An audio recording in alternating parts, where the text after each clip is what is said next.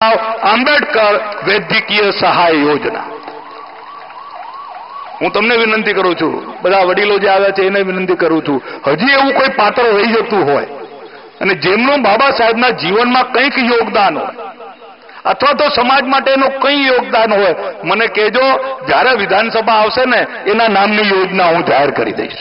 જાહેરમાં કહું છું મિત્રો. હું એટલા માટે કહું છું કે જેણે આપણને બેસતા કર્યા, જેને આપણને એમએલએ એમપી બનાવ્યા, જેને આપણને સરકારી અફસર બનાવ્યા, એનું ઋણ તો આ ચામડીના જૂતા બનાવો ને તો એ દૂર ન થાય મિત્રો. એટલે એવો એક પણ પ્રસંગ હું જવા દેવા માંગતો નથી કે જેમાં ડોક્ટર બાબા સાહેબ આંબેડકરને અમે શ્રદ્ધાંજલિ ના અર્પીએ.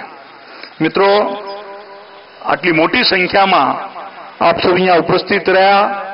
આપને વિનંતી કરીશ કે આ ગ્રંથાલય આપનું છે, અહીંના રહીશોનું છે, એને સાચવવાની જવાબદારી આપણી છે, એનો ઉપયોગ કરવાની જવાબદારી પણ આપણી છે.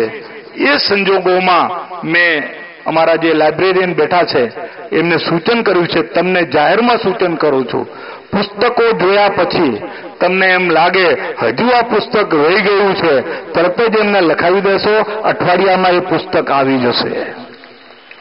તમને લાગે કે આ દલિત સમાજ માટે ડોક્ટર બાબા સાહેબના જીવન સાથે સંકળાયેલ સારું પુસ્તક છે, આપણે એને અહીંયા મૂકીશું, જેથી કરીને ડોક્ટર બાબા સાહેબ આંબેડકરના જીવનમાંથી આપણે પ્રેરણા લઈ શકીએ.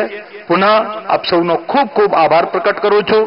અહીંના આયોજક મિત્રોએ, અહીંના કાર્યકર્તા બંધુઓએ બધાએ ખૂબ જહેમત ઉઠાવીને આ કાર્યક્રમ અહીંયા રચ્યો છે, એ માટે પણ હું એમનો આભાર પ્રકટ કરું છું. વંદે માતરમ. ભારત માતા કી જય. જય ભીમ.